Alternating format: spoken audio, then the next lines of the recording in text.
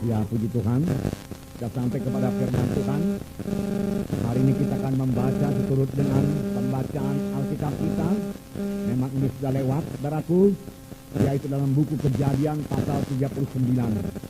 Kita diterangkan mengenai Yusuf yang berhasil. Sekali lagi saya ingatkan saudara, supaya sepanjang tahun ini kita terus membaca Alkitab kita. Ikutilah schedule pembacaan Alkitab. Maka hal itu akan membawa berkat yang luar biasa dalam hidup saudara. Nah, Yusuf ini, saudaraku, kita tahu Yusuf itu anak Yakub, saudaraku. Ada 12 orang anak Yakub, saudaraku. Tapi Yusuf ini anak dari istrinya yang bernama Rahel. Rahel itu elok parasnya. Tidak heran Yusuf ini juga elok parasnya. Ada 2 orang anak dari Rahel, yaitu Yusuf dan Benyamin, saudaraku. Saudaraku yang kasih dalam nama Yesus, kerjanya biasanya, saudaraku, yaitu gembala. Dia ikut dengan abang-abangnya yang 11 orang itu menggembalakan domba-domba, saudaraku. Itulah kerjanya. Tapi kemudian Tuhan mengangkat dia kepada kedudukan yang begitu tinggi. Dari manakah jalannya, saudaraku? Nah, juga bapaknya, saudaraku, tidak begitu mendidik dia, saudaraku. Yusuf menjadi anak kesayangan daripada bapaknya. Jadi bapaknya Yakub ini membeda-bedakan anaknya. Ada anak kesayangan. Anak kesayangannya nomor 1 yaitu Yusuf. Sehingga Yusuf diberikan jubah yang sangat indah, maha indah gitu di dalam Alkitab, saudaraku. Hanya untuk menggembalakan domba, saudaraku. Itu sebabnya pada waktu Yusuf itu mereka jual ke tanah Mesir, mereka mengambil jubahnya itu lalu melumurinya dengan darah domba. Dan dia berkata, "Bapak, lihatlah apakah ini jubah anakmu itu apa tidak. Kami jumpai ini sudah berlumuran dengan darah. Boleh jadi anakmu itu sudah diterkam oleh singa atau beruang." Bapaknya menangis. Nah, saudara, tapi nyatanya Yusuf berhasil. Yusuf berhasil, saudaraku, karena Tuhan membuat dia berhasil. Sebenarnya pada waktu umurnya masih muda, 17 tahun, saudaraku, Tuhan telah menyatakan maksudnya kepada Yusuf. Yusuf beroleh mimpi, dan dia ceritakan mimpinya ini. Karena cerita mimpinya ini, saudaraku, saudara-saudara yang jadi cemburu kepadanya. 2 kali dia bermimpi, saudaraku. Dan itu menyebabkan dia mau dibunuh oleh saudara-saudaranya. Saudaraku, nanti kita baca, saudaraku. Jadi kita lihat kehidupan Yusuf itu. Dimulai dari seorang gembala, saudaraku. Kemudian dia dijual ke tanah Mesir. Kemudian jadi budak di rumah Potifar. Kemudian dia masuk penjara 13 tahun lamanya, saudara. Tetapi keluar dari penjara dia sudah jadi penguasa Mesir yang menyelamatkan seluruh bangsa Mesir dari kelaparan. Juga menyelamatkan bangsa Israel yang pada waktu itu masyarakat kecil, yaitu hanyalah Yakub dan anak-anaknya saja, saudaraku. Yang kemudian berkembang biak menjadi besar di Mesir. Puji Tuhan, saudaraku. Saudara, inilah dia riwayat kehidupan Yusuf, saudaraku. Mari kita baca dalam Kejadian pasal 39. Ini panjang ceritanya, saudaraku. Baik, kita baca mulai ayat 1 sampai ayat 23 bersama-sama. Adapun Yusuf telah dibawa ke Mesir, dan Potifar seorang Mesir, pegawai istana Firaun, kepala pengawal raja, membeli dia dari tangan orang Ismail yang telah membawa dia ke situ. Tetapi Tuhan menyertai Yusuf, sehingga ia menjadi seorang yang selalu berhasil dalam pekerjaannya. Maka tinggallah ia di rumah tuannya orang Mesir itu. Setelah dilihat oleh tuannya bahwa Yusuf disertai Tuhan, dan bahwa Tuhan membuat berhasil segala sesuatu yang dikerjakannya, maka Yusuf mendapat kasih tuannya, dan ia boleh melayani dia. Kepada Yusuf diberikannya kuasa atas rumahnya.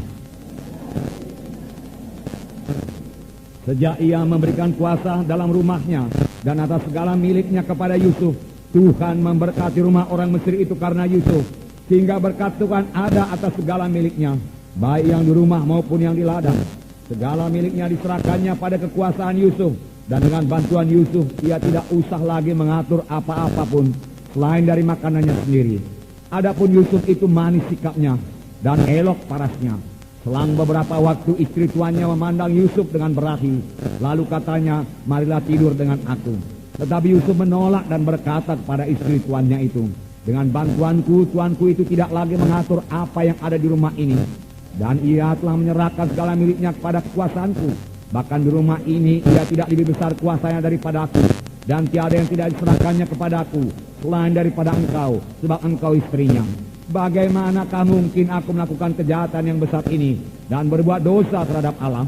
Walaupun dari hari ke hari perempuan itu membujuk Yusuf, Yusuf tidak mendengarkan bujukannya itu untuk tidur di sisinya dan bersetubuh dengan dia.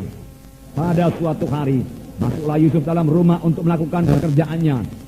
Sedang seisi rumah, tidak seorang pun.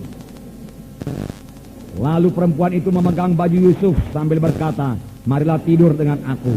Tetapi Yusuf meninggalkan bajunya di tangan perempuan itu dan lari keluar. Ketika dilihat perempuan itu bahwa Yusuf meninggalkan bajunya dalam tangannya dan telah lari keluar, dipanggilnyalah si isi rumah itu. Lalu katanya kepada mereka, lihat, dibawanya kemari seorang Ibrani, supaya orang ini dapat mempermainkan kita. Orang ini mendekat di aku untuk tidur dengan aku, tetapi aku berteriak-teriak dengan suara keras. Dan ketika didengarnya bahwa aku berteriak keras-kerasnya, ditinggalkannya lah bajunya padaku, lalu ia lari keluar. Juga ditaruhnya baju Yusuf itu di sisinya sampai tuan rumah pulang. Perkataan itu jugalah yang diceritakan perempuan itu kepada Potifar, katanya, hamba orang Ibrani yang kau bawa kemari itu datang kepadaku untuk mempermainkan aku. Tetapi ketika aku berteriak sekeras-kerasnya, ditinggalkannya bajunya padaku, lalu ia lari keluar. Baru saja didengar oleh tuannya perkataan yang diceritakan istrinya kepadanya. Begitulah aku diperlakukan oleh hambamu itu. Maka bangkitlah amarahnya. Lalu Yusuf ditangkap oleh tuannya dan dimasukkan dalam penjara ke tempat tahanan-tahanan raja dikurung. Demikianlah Yusuf dipenjarakan di sana. Tetapi Tuhan menyertai Yusuf dan melimpahkan kasih setianya kepadanya dan membuat Yusuf kesayangan bagi kepala penjara itu. Sebab itu kepala penjara mempercayakan semua tahanan dalam penjara itu kepada Yusuf, dan segala pekerjaan yang harus dilakukan di situ dialah yang mengurusnya. Dan kepala penjara tidak mencampuri segala yang dipercayakannya kepada Yusuf, karena Tuhan menyertai dia, dan apa yang dikerjakannya dibuat Tuhan berhasil. Haleluya, puji Tuhan. Saudaraku, saudaraku yang kekasih dalam nama Yesus, saudaraku, sebenarnya mimpi Yusuf ini adalah dari Tuhan. Tuhan memberitahu kepada Yusuf apa jadinya nanti dalam kehidupan Yusuf. Hanya Yusuf ini kurang bijaksana. Dia ceritakan kepada saudara-saudaranya, yang membuat saudara-saudaranya ini benci kepadanya dan mau membunuh dia. Karena pada suatu kali Yusuf pergi melihat saudara-saudaranya di Dotan, lalu saudara-saudaranya melihat, mari kita bunuh dia. Itu dia orang yang berpakaian jubah yang elok itu, yang punya mimpi demikian-demikian. Mari kita bunuh dia, dan kita katakan kepada bapak kita di terkam singa, dan kita lihat apa yang terjadi kepada mimpinya itu. Tetapi Tuhan melindungi Yusuf, saudaraku. Mereka tidak jadi membunuh Yusuf. Visi daripada Tuhan sangat perlu, saudaraku. Sepanjang kita terus pada jalan Tuhan dan tidak kehilangan visi daripada Tuhan itu, maka visi itu akan menjadi kenyataan dalam hidup kita. Kalau dahulu Tuhan memberikan visi melalui mimpi, saudaraku, sekarang kerap kali Tuhan memberikan visi melalui Roh Kudus. Roh Kudus yang bicara kepada kita. Aku memanggil engkau anakku jadi hambaku. Aku mau memanggil engkau membangun gereja. Itu visi, saudaraku, itu visi. Visi yaitu melihat ke depan. Apa yang belum kelihatan dengan mata badan. Tetapi Tuhan menyatakannya kepada kita.